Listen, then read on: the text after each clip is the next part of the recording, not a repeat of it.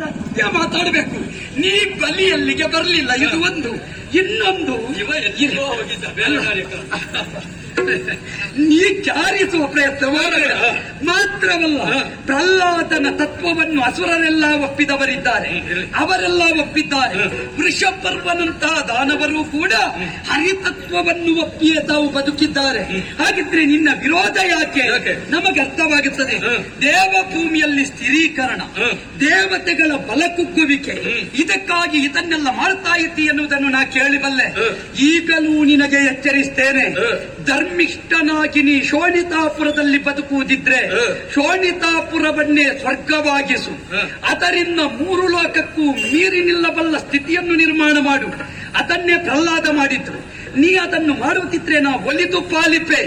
ಅದಲ್ಲ, ಕೆಟ್ಟತನದಿಂದ ವ್ಯವಹರಿಸಿದ್ರೆ ತಲೆ ತೆಗೆದೆ. ಇವನಿಗೆ ಯಾವುದರಲ್ಲಿ ಹೊಡಿಬೇಕು ಅಂತ ನನಗೆ ಅರ್ಥ. ಯಾಕೆ ಪಾಲಿಪೆ? ನೀನು ಯಾರೋ ನನ್ನನ್ನು ಪಾಲಿಸುವುದು? ಲೋಕವನ್ನೇ ಪಾಲಿಸು. ಲೋಕಕ್ಕೆ ಈಗ ನಿನಗೆ ವರ ಕೊಟ್ಟವ ಯಾರು? ಬ್ರಹ್ಮ. ಅವನಿಗೆ ಅಪ್ಪ ಯಾರು? ಗೊತ್ತಿಲ್ಲ ನನಗೆ. ನಾನೇ.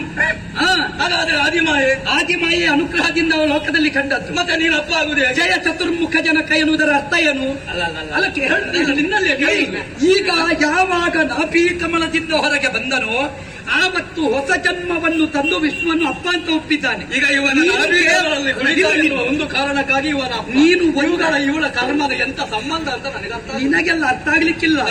ದೇವ ಚರಿತಂ ಚರೇತ್, ದೇವ ಚರಿತ್ರೆಯನ್ನು ಯಾವತ್ತು ವಿಮರ್ಶಿಸುವುದಕ್ಕೆ ಹೋಗಬೇಡ. ಅದೇ ದೊಡ್ಡ. ನೀನು ನಿನ್ನ ಚರಿತ್ರೆಯನ್ನು ಸರಿ ಮಾತ್ರ ತಪ್ಪು ಅಂತ ಕಾಡು ಈ ಪಾಪಿ ಮಕ್ಕಳಿಗೆ. ನಮ್ಮ ಮೂಲದ ಒಬ್ಬ ವ್ಯಕ್ತಿ ಇದ್ದ, ಮೂಲ ಸ್ವರೂಪಿ ಅವರೇ ತಮಾಸುರ. ಯಾವ ಅನ್ಯಾಯವನ್ನು ಮಾಡದೆ ಅವನಷ್ಟಕ್ಕೆ ಇದ್ದ. ಅವ ಒಂದು ಕಡೆಯಲ್ಲಿ ಆಶ್ರಯನ್ನು ಪಡೆದ ಎನ್ನುವ ಒಂದು ಕಾರಣಕ್ಕಾಗಿ ಸಾತ್ವಿ ಶಿರೋಮಣಿಯಾಗಿರುವಂತಹ ತಪಸ್ವಿಯಾಗಿರುವಂತಹ ಆ ಮಂಗಳಾಂಗಿಯನ್ನು ಕೊಂದು ತಿಂದೆಯಲ್ಲ ಪಾಪಿ. ನೀನು ಧೂರ್ತ ದುಷ್ಟ.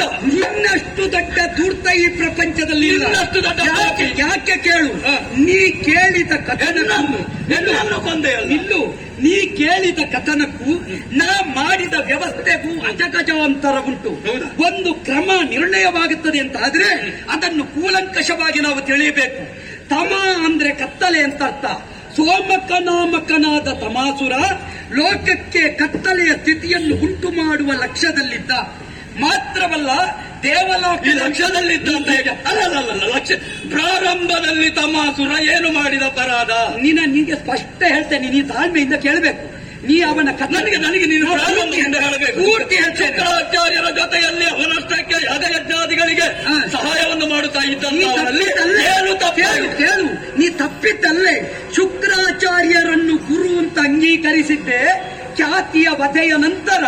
ನಿನ್ನ ಸಂತಾನದವರು ಅದನ್ನು ದೊಡ್ಡದು ಮಾಡಿರಬಹುದು.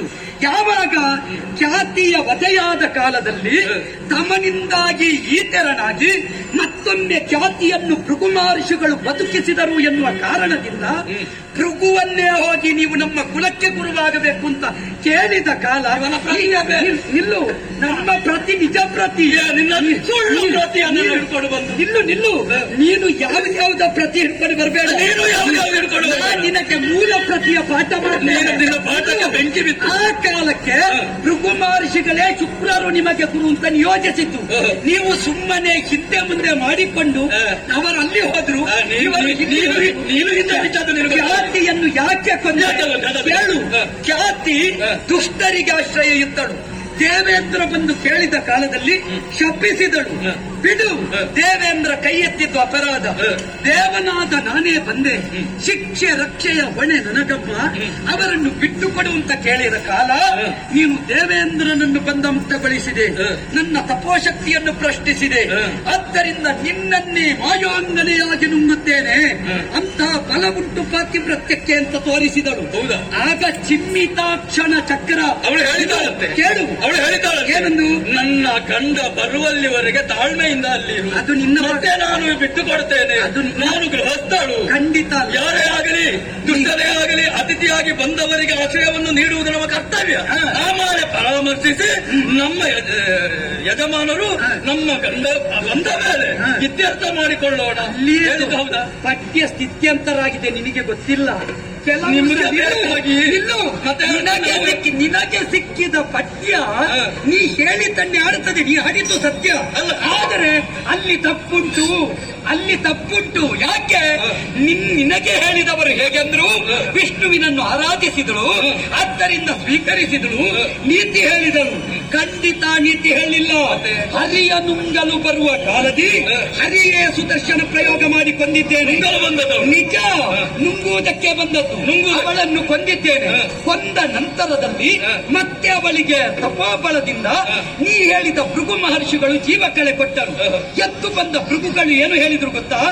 ಹರಿಯೇ ಶಾಪವಿದನು ಶಿರದೊಳಂತೆ ತಪಸೋತ್ತಮ ಅಂತ ಹೇಳಿದ ಕಾಲ, ದೇವರೇ ನಿನ್ನ ಪೂಜೆ ಮಾಡಬೇಕಾದ ನಾವು ನಿನಗೆ ಶಪಿಸಿದ ಕಾಲ, ನಮ್ಮ ಅಕ್ಷತೆಯನ್ನು ಕಳಕೊಂಡೆವು, ಇನ್ನು ಧರಿಸಬೇಕು ಅಂತ ಕೇಳಿದ ಕಾಲ, 10,000 ವರ್ಷ ತಪಸ್ಸು ಮಾಡಿ ನನ್ನನ್ನು ಮೆಚ್ಚಿಸಿದ ನಂತರವೇ ನಾನು ಅವರಿಗೆ ಅಭಯ ಪ್ರದಾನ ಮಾಡಿ ಮತ್ತೆ ಅವತರಣಿಕೆಗೆ ಇಳಿದದ್ದು. ಇದು ನಿನ್ನ ಕುಟುಂಬದವರಿಗೆ ಇನ್ನಾದರೂ ನಿನ್ನ ಕುಟುಂಬದವರಿಗೆ ಮೊದಲು ಕಲಿಸು. ನಿನ್ನ ಕುಟುಂಬದವರಿಗೆ ಮೊದಲು ಕಲಿಸು. ನೀನು ಅವರ ಶಾಪವನ್ನು ತೆಕೊಂಡದ್ದು ಹೌದು, ಹಾಗಾದರೆ ನೀನು ತಪ್ಪಿತಸ್ಥ ಎಂಬುದರಲ್ಲಿ ಬೇರೆ ಪ್ರಮಾಣ ಬೇಕು. ಖಂಡಿತ ಪ್ರಮಾಣ ಬೇಕಾ?